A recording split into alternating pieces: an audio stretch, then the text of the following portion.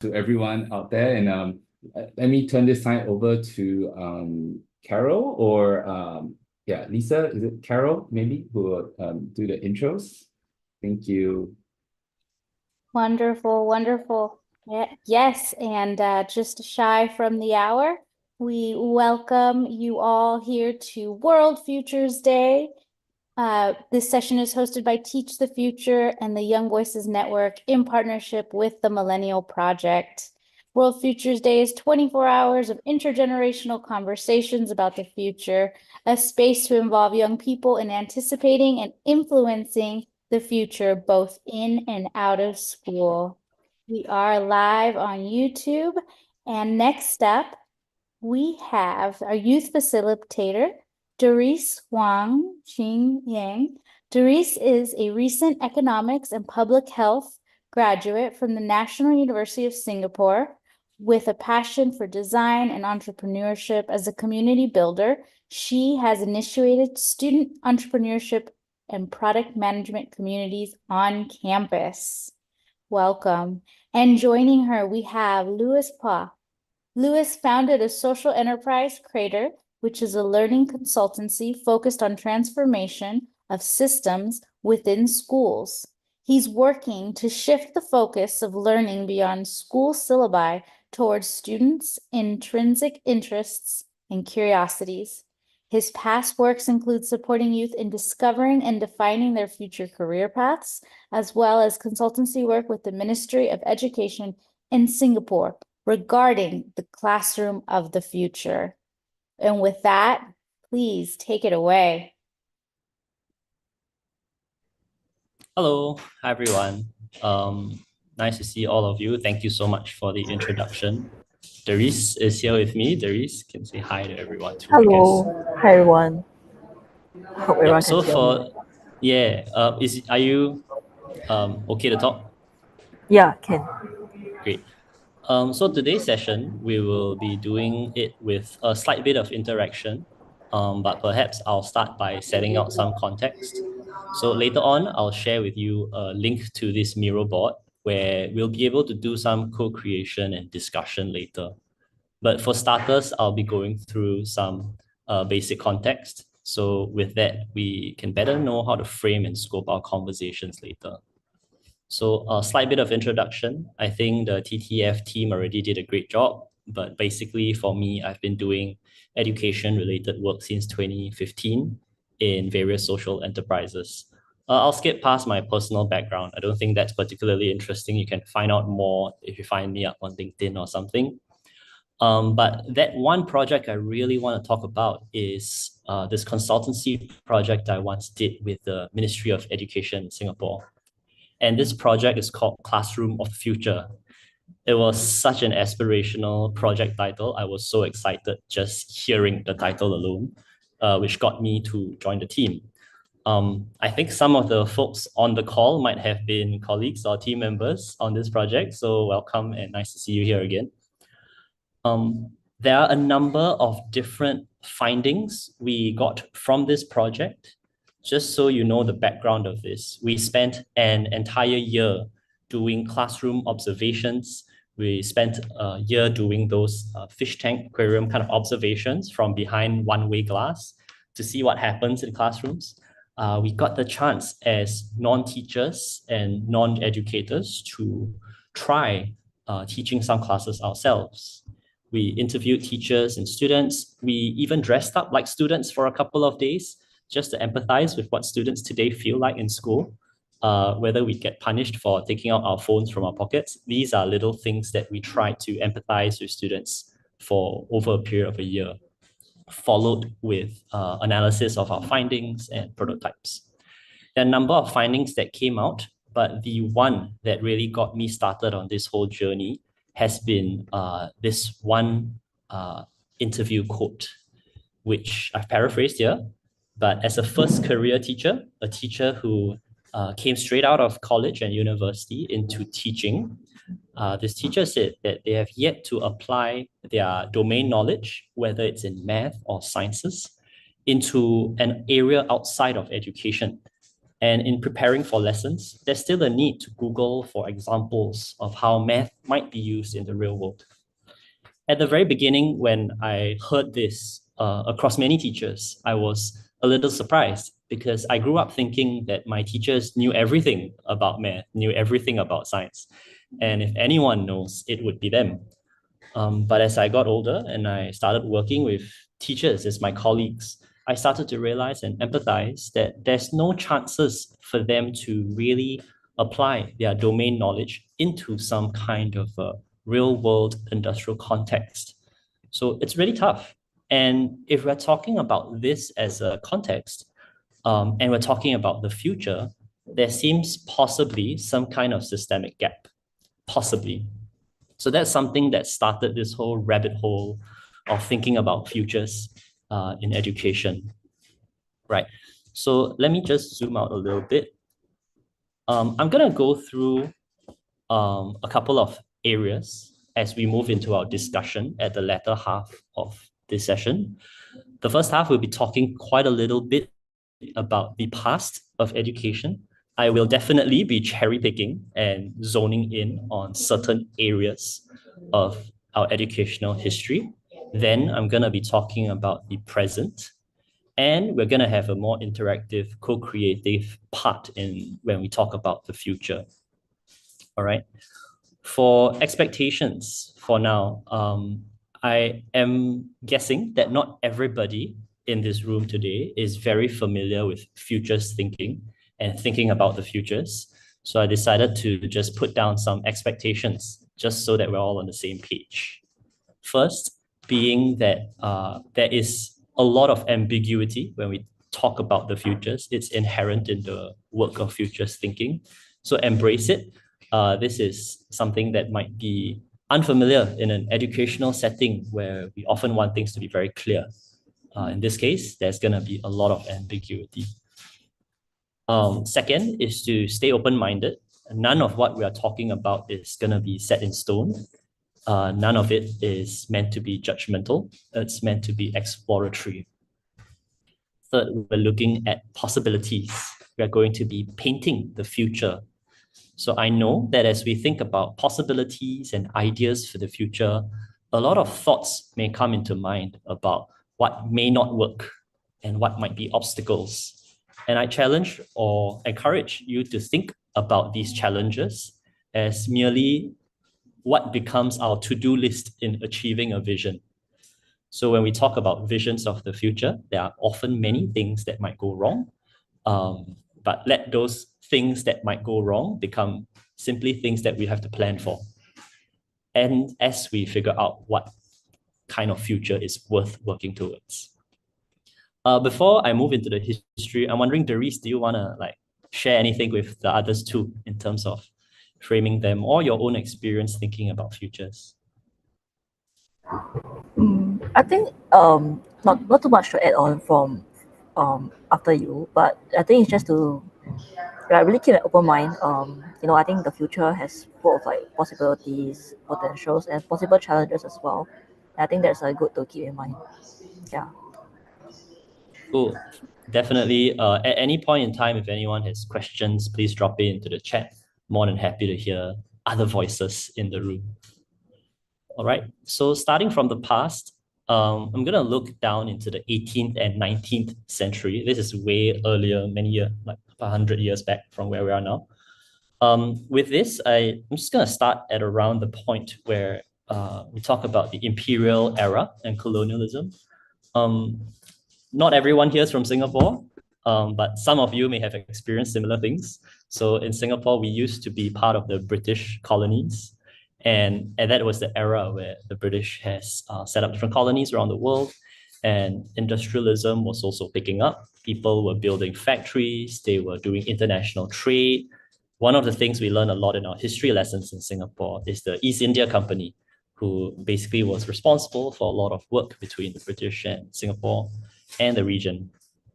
So a lot of industrialization and globalization. It was at around that time where skills economy was one of the big things. Factories and large businesses were setting up, and the need for labor came in. labor who could operate and work within these factory settings.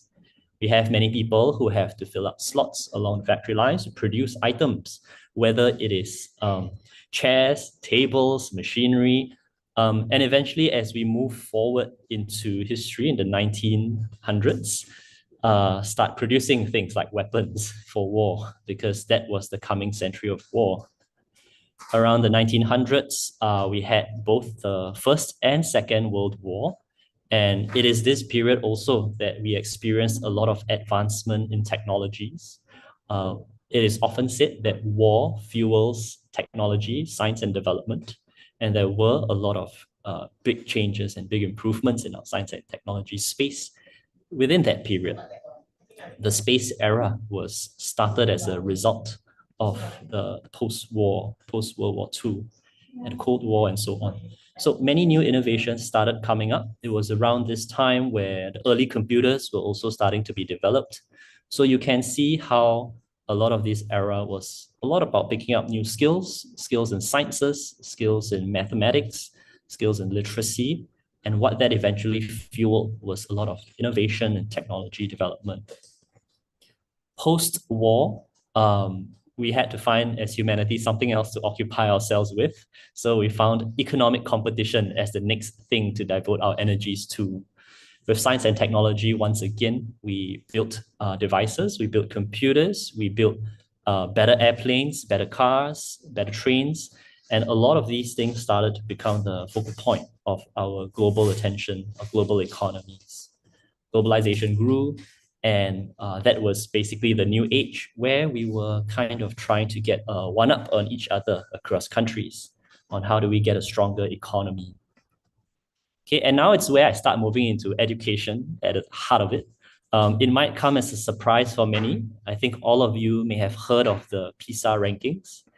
But the interesting thing about the PISA rankings is they only started in the year 2000. So for the folks here who consider themselves adults, this might be pretty surprising because it's a pretty recent kind of thing. Among the youth of today, this may sound like old news. I was a bit shocked the other day because we heard from students asking us, oh, so you were born in the 1900s? And I'm like, yes, I was born in the 1900s. And that made me feel really old. But just wanting you to know that the PISA rankings were a relatively recent affair. With the PISA rankings, we also started to see a popularization and promotion of STEM education and standardized testing. Singapore has been a huge proponent of standardized testing for the longest time. It's one of the things that helped us get a lot of success in our international educational rankings.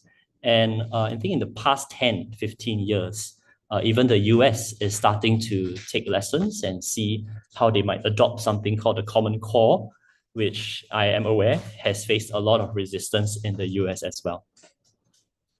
Regardless, one of the first things I learned as I started working in the education space was the idea that assessment drives learning. I was pretty shocked simply because as a student, I never really enjoyed exams. I never really enjoyed assessment. And hearing this from many educator colleagues got me to realize that there is truth to this. When we set an assessment, when we set a key performance indicator, KPI, when we set an OKR, objectives and key results, these are things that drives our action. They drive our learning, they drive our activity. So with PISA rankings being one of the main measures of education, and this is a standard measure across countries, we started as a whole humanity working towards these measures as signals for what a good education system looks like. So I'm sharing with you a graphic here that shows the PISA rankings in 2018 and the worldwide rankings. What it shows here is the average score for math, science, and literacy for 15-year-olds across the OECD countries. So if you see here, the ones in green pretty much did really well in the PISA study. All the way on the left side here, these countries in green. Just for the fun of it, I'm curious if you would like to throw a reaction into Zoom, right? So if you happen to be part of the green ones, could you perhaps type into the chat green, just so that I know you come from a country where your PISA rankings are green? If you come from a country where you are ranked orange or yellow, perhaps you could put orange or yellow into the chat. And if you come from a country that is in the red zone, you could also put yourself in red in that case. So this gives us some visibility in the room to the breakdown of the types of countries we come from and the types of educational challenges we experience. Okay, we have a lot of greens here. Part of the reason I'm very clear, it's because this is hosted by the Singapore Hub, and we're also working in the Singapore time zone, and many participants from Singapore are in our green zone here. There are also a couple in the orange zone, as well as a handful in the red zone. Okay. So as we look at each of these different zones, I'd say that each of these zones faces very different challenges when it comes to education. So when I look at the red zone, I would hazard a theory that we don't have an educational gap per se. Generally speaking, most people are literate. Most people in these countries have good access to education, and the issues are not too significant.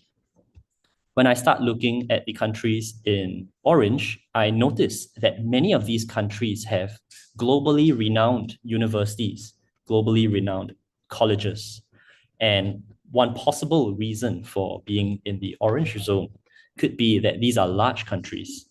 And with such large countries, there can be a lot of difference or difficulty in accessing education. So as a result, we may get good results here and there in urban cities, but that access to education might not reach everywhere across the country. And so that might bring the scores down a little, and we get this in the orange zone.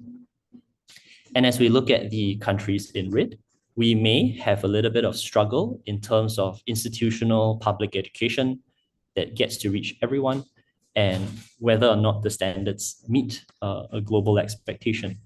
So these are different countries, each with likely very different nature of challenges. I bring this up because in this session today, I'm gonna ask us to consider or start questioning and wondering the relevance of the PISA rankings or the PISA study. I will not be questioning its relevance for countries in the red zone, simply because I do agree literacy and mathematics and science knowledge is critical for our humanity and for all our children to pick up. Its relevance for the orange countries, I think it is still going to be useful because we do want good access to quality education. But where I'll start to question is the relevance of the PISA rankings and study for the countries in the green zone in this case. So I'm going to bring us to today, the present day. And as we scope our conversations later, I'm really curious about the green zone countries. Okay, I also see a question from Cesar earlier. Let's talk about the questions in a short while. But in the present day, I'm curious about what can countries in the green zone do differently. And this is with the assumption that there are very differing needs between developing and developed countries. I'm also going to be mindful here that the terminology of whether you are developing or developed is a biased language that comes from other entities from a more Western-leaning philosophy. But we're just going to lean in with that bias for now, just for ease of conversation. So if we come from a more developed country, we might see a couple of areas and issues that start to be areas of concern and worry for our countries, where literacy might not be the biggest concern, but these are other present-day challenges that might be bigger concerns. So I'm curious at this point in time whether you feel there are any other issues that we seem to be facing in our present day? Let's put education aside for now, but what are some pressing issues in our current day? If there's anything missing, please feel free to add it into the chat. If there is anything that you yourself feel very strongly for in any of these buckets, also please let us know in the chat so that we know what matters to you.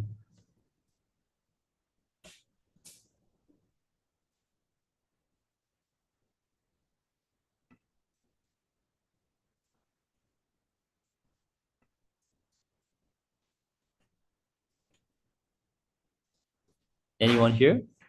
Social polarization. So I think what Carol might mean is the echo chambers that we might start to see on social media as we get fed certain types of news. Am I right? Carol, would you like to elaborate a little bit also? Yeah, definitely. I think we see a lot of that differences that are being played out on social media and in online communities. And because of the channels that they occur, very often the differences get accentuated and get more extreme.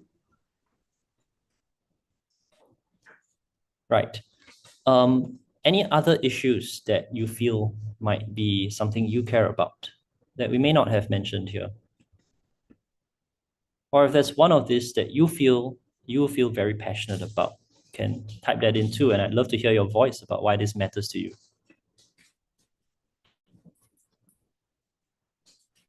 Future readiness. John, would you like to elaborate a little bit on that? I think there's a lot of talk about history in terms of its hindsight, which is important, and understanding of ourselves, which is insight. But I think there's very little that we're talking about foresight in terms of where we want to go or help people to understand, how they can have agency in futures thinking, or not just thinking, but doing as well. So that's my thought there about future readiness. Thanks for sharing. Yeah, and I love what you said, John, and I guess that's possibly one of your motivations in starting the Singapore Hub for Futures. I'm also bringing this up because when we think about the past, when we think about what I mentioned about how our human civilization has developed in the past, as we have a lot of fixation on sciences and technology, and don't get me wrong, I love the sciences and I love technology, but what I wonder is how much, if that was the vision we had of the past of techno-utopianism, to believe that technology will solve all our problems and high mastery of the sciences and mathematics would make the world a better place. If that was the type of futures we believed in the 18th and 19th century moving forward, we have what we have today as a result of those beliefs from the past. So our belief that technology will solve all problems has got us to invent things like large language models and AI, which, while very powerful, we also see contributing a lot to issues in climate change because of the amount of power consumption and energy it produces as well. As we look at using our innovations and economic activity to fuel competition and growth in countries in the past, we now see a lot more carbon emissions as well as income inequality as a result of such global activity. So if we try to draw our past to our present, we will see many connections and interconnections coming from our past fascinations, our past obsessions, with the challenges that we may face today. So now we're living in today, and Cesar was mentioning earlier about how the adults might have effed up the world for our young. And so now our young has to deal with it. And I wonder then, like, as the young are handed this plate of challenges, how might we look at the future differently? Okay, so there is, yes. I think there's a comment by John in the chat. I think just reading out, he said, ironically, with the access to instant information like internet, Google, AI, I think why is there a need for like traditional modes of assessing competencies in in PISA? And are we forcing new wine into old wineskins? And what about what makes us human? And I think that ties in very well with what we are going to do next also. Yeah. Therese, as a recent graduate, how do you feel about that as well, having just ended that whole period of being assessed on these different ways? I realize I can do a lot of my work at half the time I used to do. I can really use a lot of automation tools, speed my work. I mean, not gonna lie, I use ChatGPT for my own assignments as well. So that's really how it's really disrupted like the way that I used to do my assignments also. Yeah, back in school. So yeah, the future is really unknown. Like I would never expect that AI can even help me do my own things. Like even like 5 years ago, but it's a possibility now. Yeah. Yeah, and having worked a lot with educators and schools, the instinctual response to ChatGPT and a lot of AI models being used at school is the students are going to cheat. The students they're not going to learn and these kinds of perspectives. But I'd hazard my hypothesis here is that a lot of these mindsets may be rooted again back into this history of education that we've experienced, that what we need is the human being in a particular factory location being able to operate on their own without any external resource. And so it is important for the human to not rely on technology in that way. But today's age, when was the last day you went by without your phones? When was the last day you went by without the internet? And this is a very different world from the past 100, 200 years. And as we look to the future, I only believe that access to internet and information is only going to go up. Should we not be more reliant in that setting? Okay, so what we're going to do next is I'm going to paste a link into the chat. And once you click onto this link, we will start to see many more arrows on screen. And what I will be inviting you to do is to look at the right side into the future. I already see Carol Scott being on our screen, everybody joining in. And with the main question that I'd like to ask you here is, how might we measure an effective education system of the future? Because so far, as we rely on the PISA rankings, the PISA study, we are measuring our educational systems based on their ability to achieve literacy, science, and mathematical mastery. But if we're going to look at the future with all of these different challenges that we have discussed, climate change, inequality, tech disruption, political instability, healthcare, mental health, disinformation, social polarization, and future readiness, is literacy, math, and science knowledge alone going to bring us to a situation where we can tackle these issues? Will it bring us a situation where future world is something we are more satisfied and happier and more fulfilled? Or are we going to get more of the same? So that's a question I want to pose to the room today, and of why and how might we design or measure an effective system for the future. It's not the easiest thing to do. Between me and Darius, we were spending the past week discussing this and wondering, what can this look like? And we put out one example here. For those who are not familiar, the United Nations has come up with this thing called the Sustainable Development Goals, the SDGs, and they have 17 different goals for the world to work towards.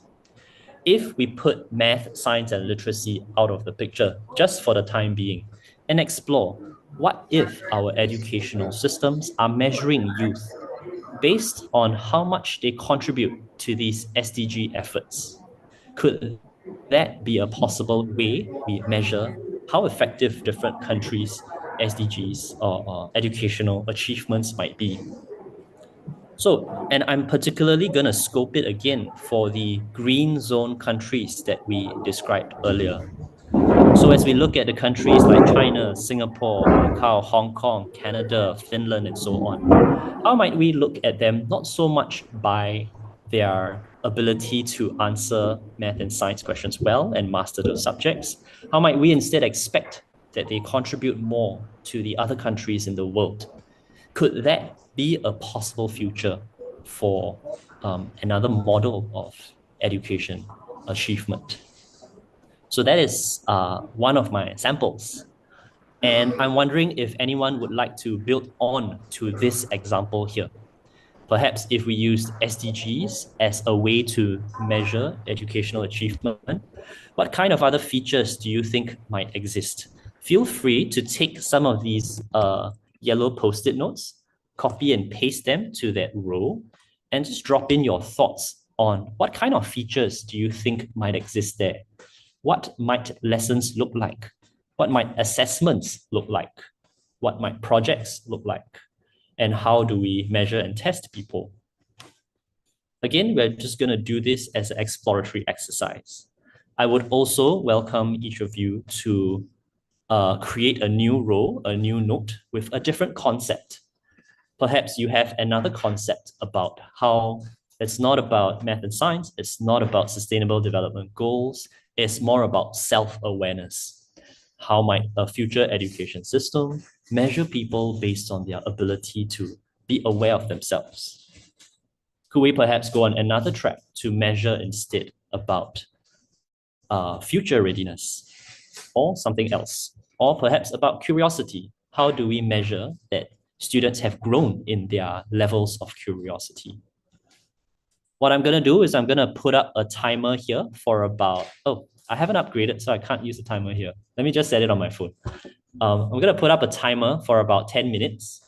And let me just play some background music as this runs. So for the next 10 minutes, feel free to use this as a blank canvas for you to write in ideas for what this future model might be. Right, so I'm gonna play some background music just so you guys have a nice experience here.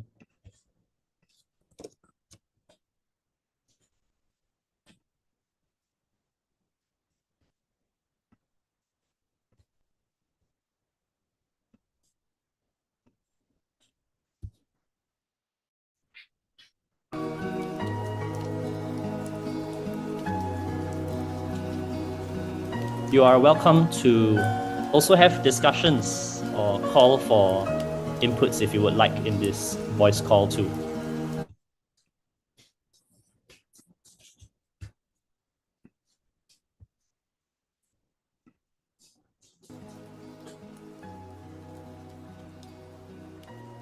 It seems I need to expand this canvas. Let me do that.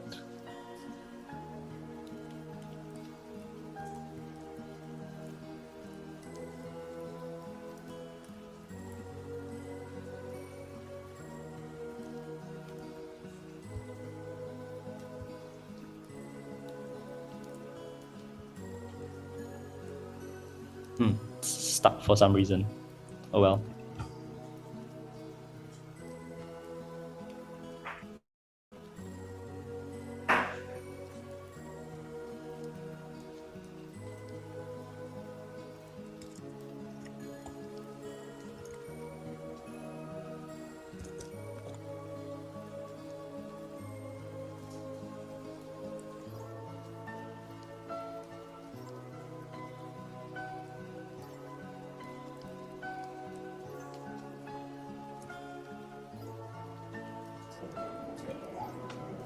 Hi, if anyone is like lost, maybe you can look at the chat as to like some of the like opening questions.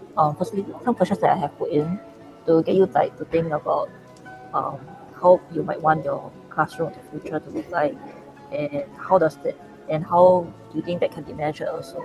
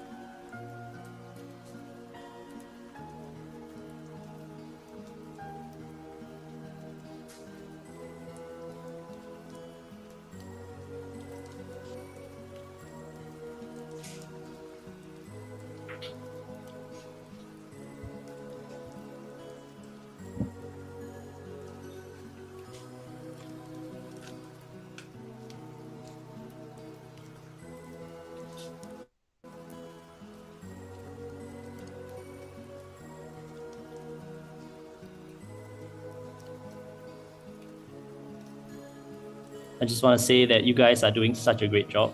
The screen is full of activity and a lot of fascinating ideas coming up.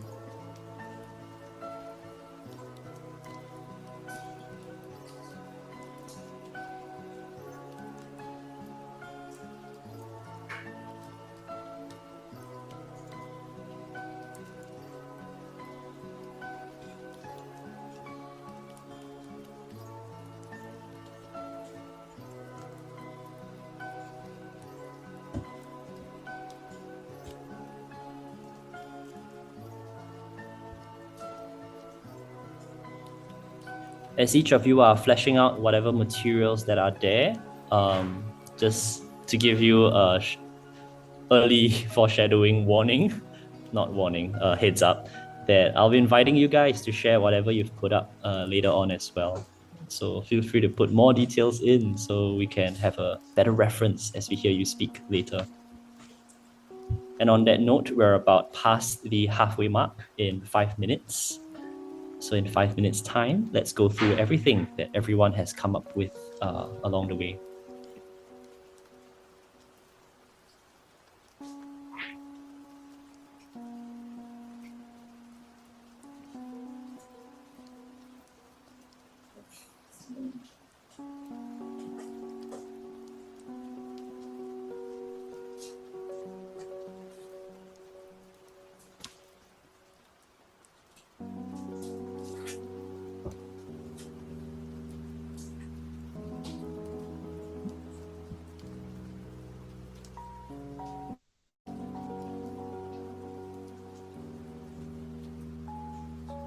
There's still space on the top row if you would like to carve out a whole new idea and concept here.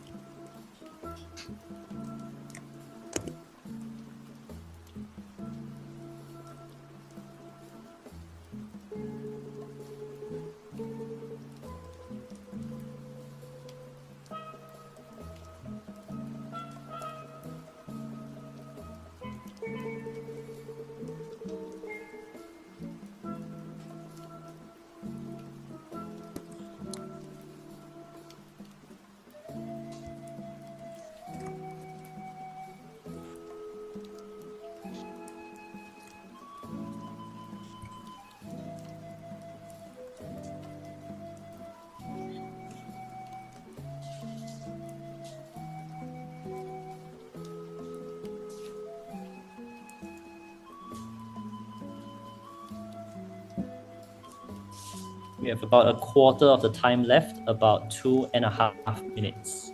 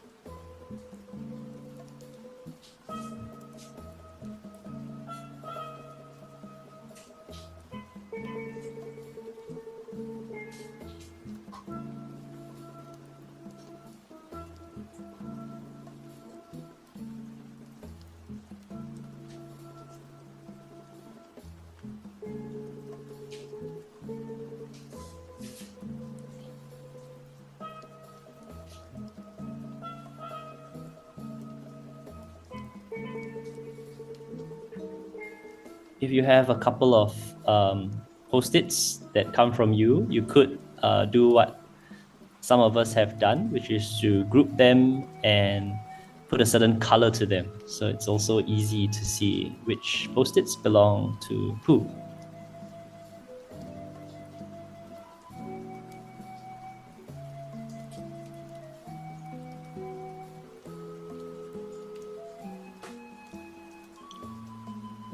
I see John clearly being an expert on Miro, drawing arrows all over the place and linking everything up.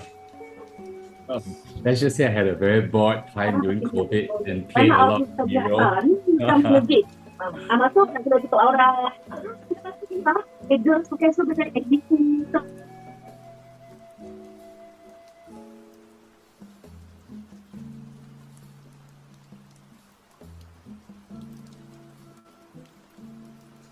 Okay, and we are hitting the 30 seconds mark, close to the end. If you have any last thoughts, do put them down. If you were still a student, I might say the colloquial pens down once time is up.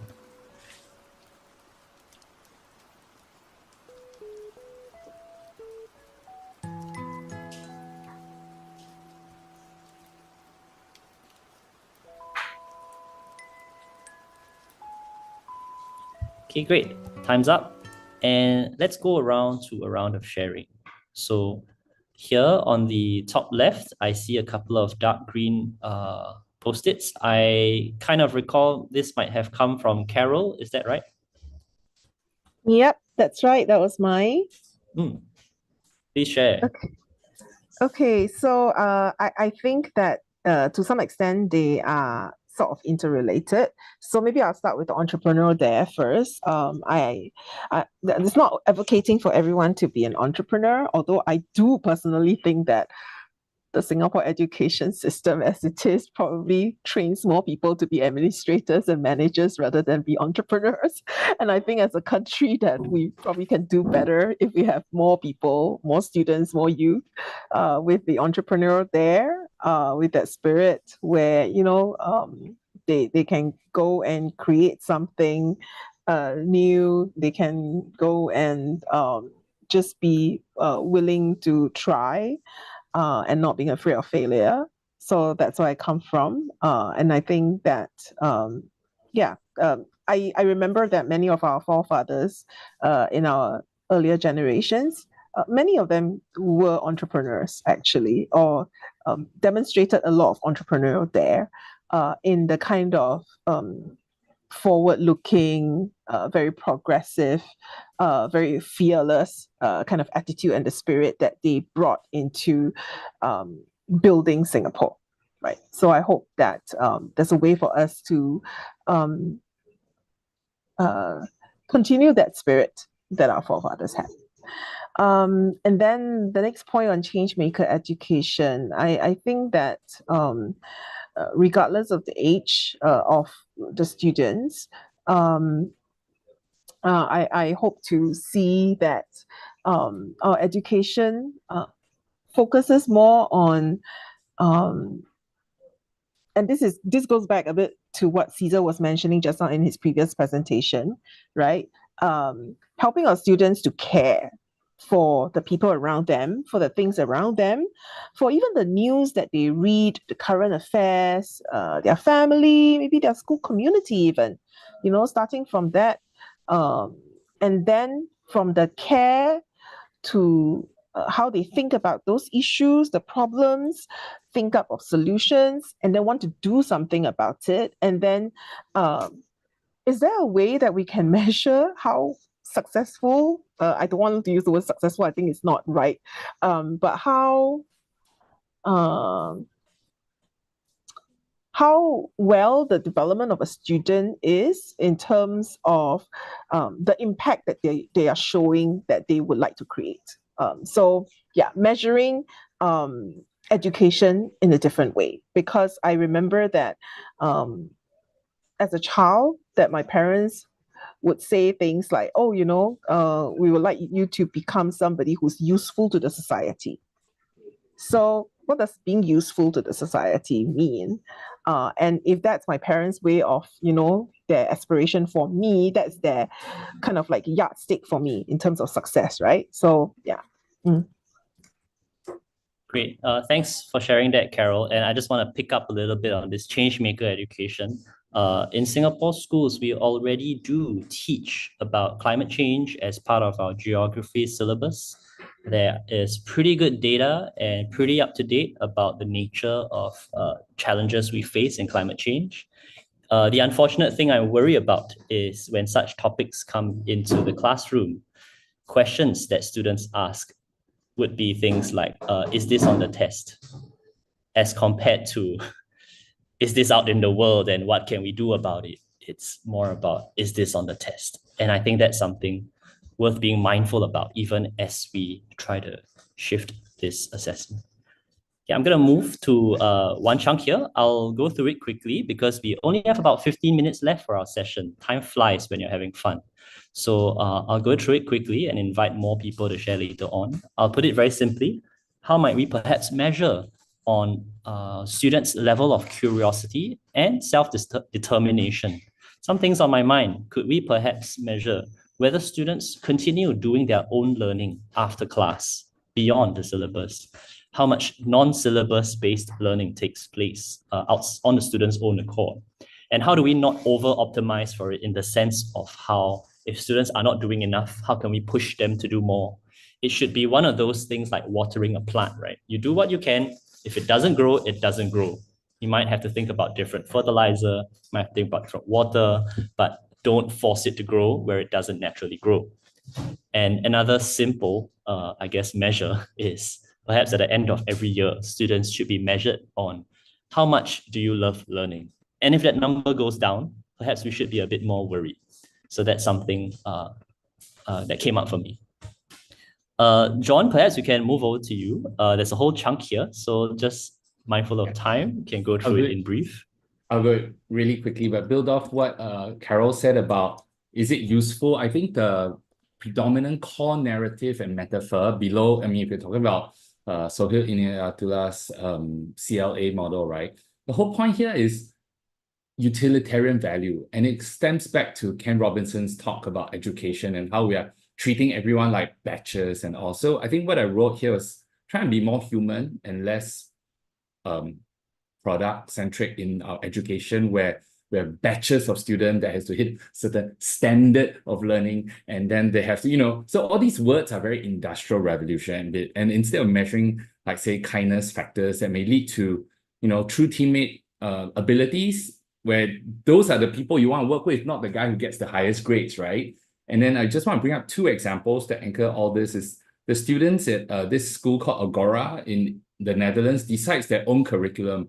And I think we should stop thinking that we're the only people who know what we want to learn, but maybe ask the students themselves. And then and in doing that, we should also rethink, so maybe this one here, rethink what is curriculum, because I think that's I don't know, it's not a bad word, but it's a very old word. And so the folks at the School of Humanity in Dubai allow that secondary school, high school students to decide what's their goal for the project, and then from there, and what they want to pick up, so that they would be the ones propelling humanity forward. So it could be any project that they want that's more planet-centric or something else. So yeah, so that's where I'll leave it for the sake of time. But yeah, thanks. Okay, thanks for sharing so much. I think there's another one here. It's quite interesting. I think learning about how ugly the world is. Maybe the person who wrote this can share a bit more. Is that Caesar by any chance? Yes. I was lucky to speak a lot already, so I don't want to take anybody else's time. Yeah. But I think it's pretty self-explanatory. I think, you know, with the war that is happening now, when you have a war, you have nothing. You know, like you can't afford education, you don't even have your health and stuff like that. So I think we take peace for granted, most of us, or at least but it's not always been like that. I would say maybe most of the history we always have war. So I think we must do everything in our power to avoid war, and we need to learn how how ugly it is. Yeah. So for me, it's essential to education. Even if you don't get to experience for yourself, you should know about it. You should know, and you should learn to avoid it. Yeah. Okay. Yeah, thanks, Caesar. I think that's a very, yeah, I think that's very interesting. Yeah. There's one black one here. It's a black post-it. I think it's this is something that I really like. Something about problem-based learning, and instead of like the traditional questions, where parents always ask you what do you want to be when you grow up. I think instead of asking that, we should ask about what problems like you want to solve. For the person who wrote this, anything else to add on? Hey, Darius, Darwin here. I wrote those two black ones just to ease of identity. I remember a very good friend who's an educator saying this and framing this. And of course, PBL is quite strong in Singapore. Republic Polytechnic, I remember talking to them, and they structure their curriculum around PBL, and I am a big advocate of this one, and it links to this question of a reframe. See, it's just a reframing a question that normally we'd ask as parents to our kids, what do you want to grow up? And they suddenly like ingest that kind of question. But maybe if we ask a different set of questions, it also teaches them about the value of looking at problems and being intentional in the problems that we want to solve. I'd just like to add one point here about how sometimes as I work with educators, a question like this can sometimes bring some anxiety, because when we talk about what problems do we want to solve, we sometimes as educators start to think, so what is the solution? And if we don't know the solution, we hesitate to even ask the question. And I think that's something we have to be mindful of and adjust. How do we ask questions? How do we explore problems when we don't know what the solution is? And as a result, mobilize and activate students to want to go deal with it, because perhaps you might be the one to solve it after all. Yeah. Now, if I may jump in real quick, though, is I like what Darwin just asked, and the reason I managed to coerce or actually convince my daughter to be part of today is because when she asked me, what do you want me to be when I grow up? You want me to be a doctor, lawyer, engineer? I said, no, 60% of the jobs don't even exist yet. You just be who you want to be when you grow up. You design your own future. And that's why she agreed to do the session just now. So anyway, thanks Darwin for sharing that. Yeah. Might want to set up a sign-up form to be John's children so he can let us be what we want to be. I think my children will want to do that. Yeah, my children will sign up for that mailing list or something. Okay. Thanks, Darwin, for sharing what the problem-based learning. I think there's one at the bottom. There's something that I saw at the start about inner development goals. Yes. I just wanted to share this, Darius, very quickly, because in SDG, what's happening right now, and I think there's a whole strand of discussion happening, and I think if you check the website, the inner development goals, 5 key categories, 24 inner development goals. I think the message from this group of people that have banded together and started talking about that is that we are going to miss the SDG goals.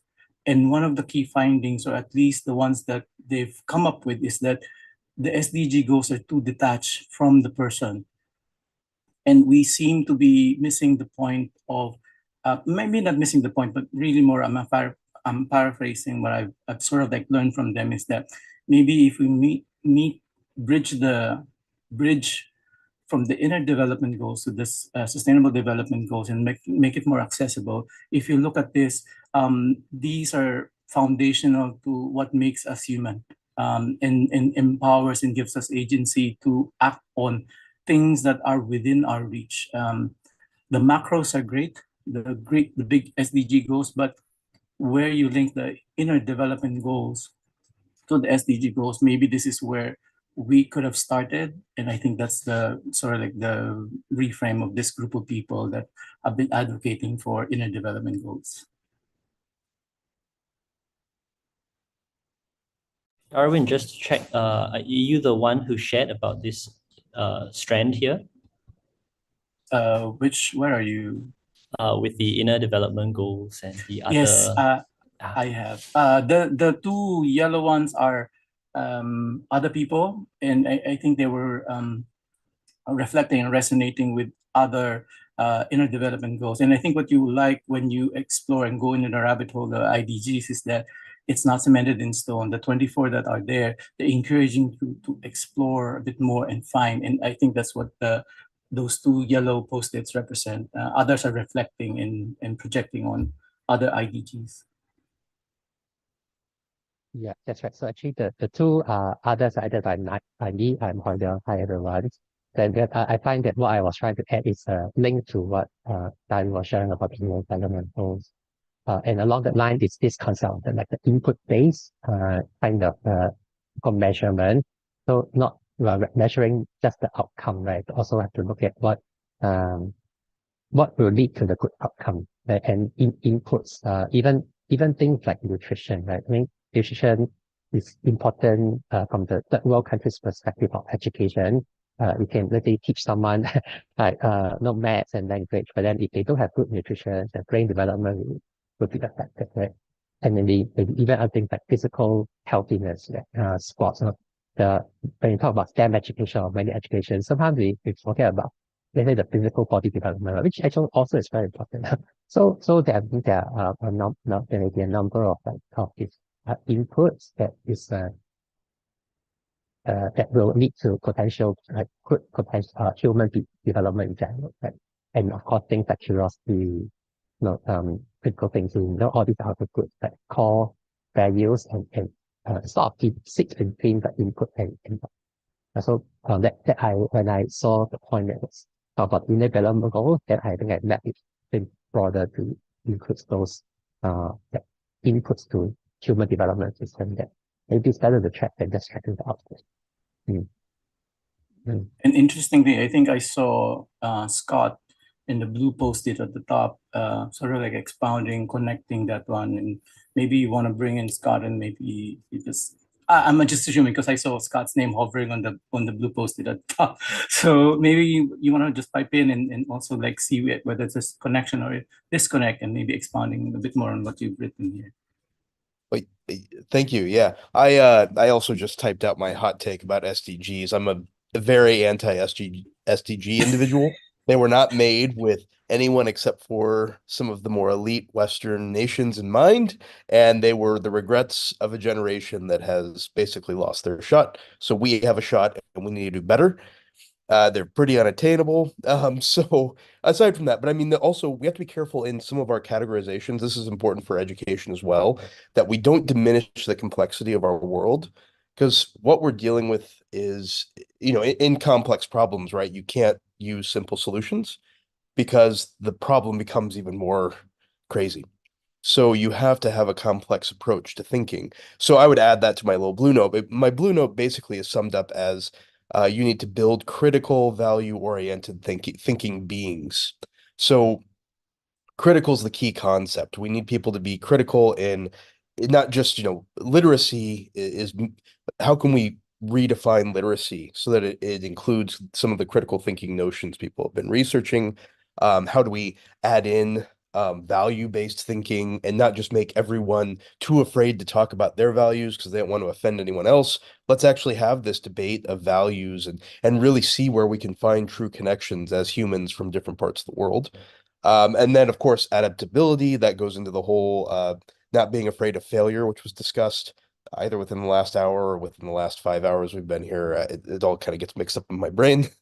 And then, of course, I have to put futures in there as a futurist. So, more critical futures approaches, and not being, dismissive or ashamed of certain historical realities. But how do we move beyond all of that? And so that's sort of just some ideas. I kind of stream of consciousness wrote it on this little sticky note. Probably could have broken it out easier, but just some food for thought. Okay, we're running out of time. I just see a hands up from Bessir. So we're just going to take that and then we're going to close the session. So Bessir, on to you.